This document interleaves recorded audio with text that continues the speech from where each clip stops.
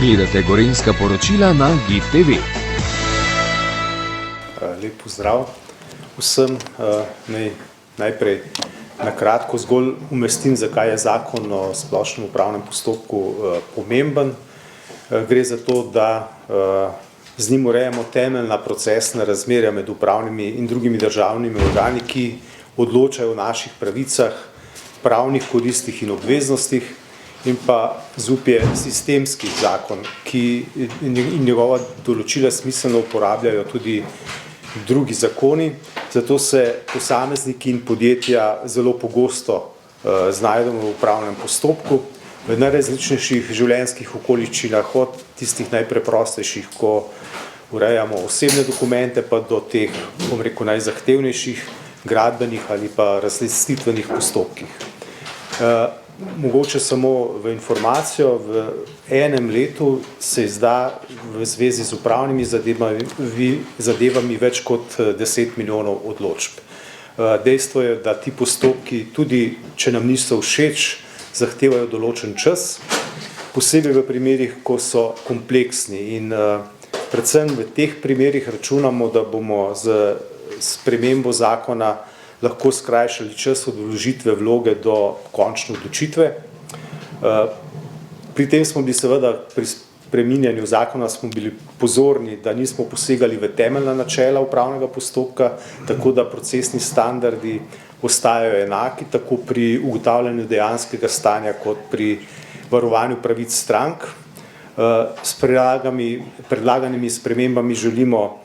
vsem strankam v upravnih postopkih, tako ljudem kot pravnim subjektom, omogočiti hitrejšo pot od vložitve oziroma začetka postopka pa do izdaje odločbe. Če navedem nekaj primerov, ki jih sedaj zakon ureja na novo, predlagamo z novelo, da ne omogočamo oziroma predlagamo, zakon bo rešil ustne obravnave s pomočjo videokonferenc, s čimer bomo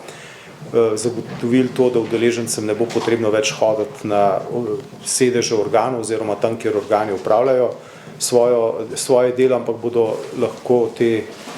obravnave se udeležili s pomočjo teh sodobnih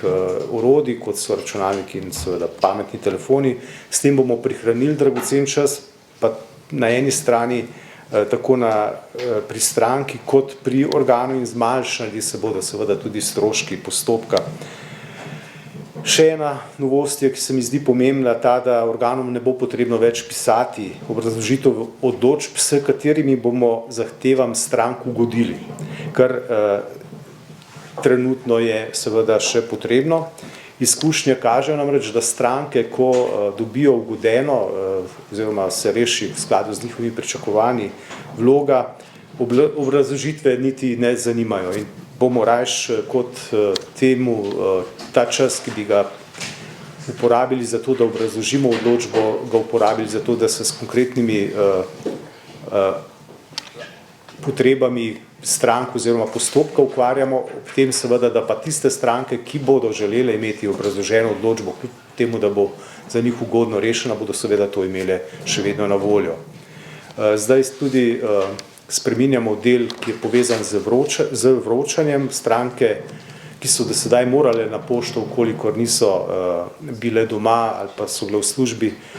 ni bilo možno osebno vročiti, bodo zdaj seveda imele dokument, ki bo neuspešen, takoj vložen, neuspešen, s katerim bomo neuspešno poskušali vročanje, ga bo imeli takoj v svojem hišnem predalčniku, in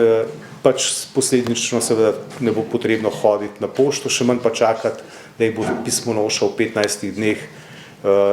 poiskal, pa jim to vrgel oziroma jim vrgel v hišni predalčnik. Poleg tega pa se že po 7 dneh po novem šteje, da je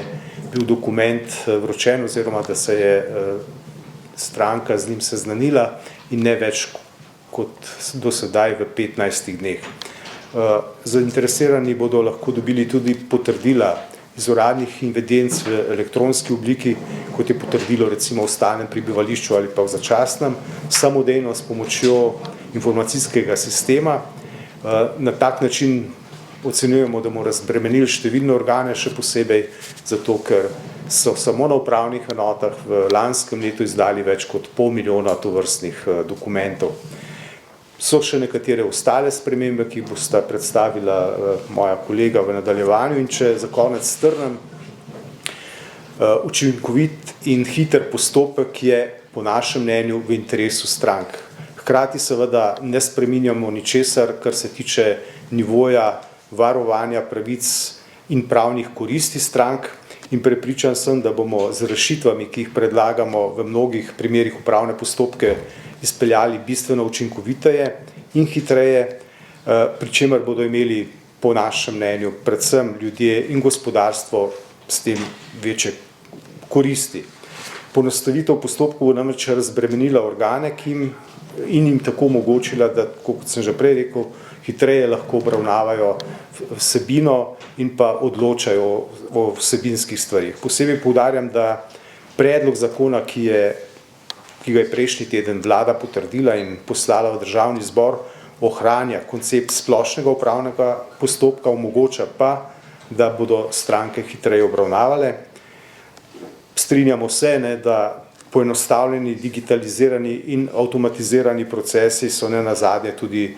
potrebe sodobne družbe in pa današnjega načina življenja.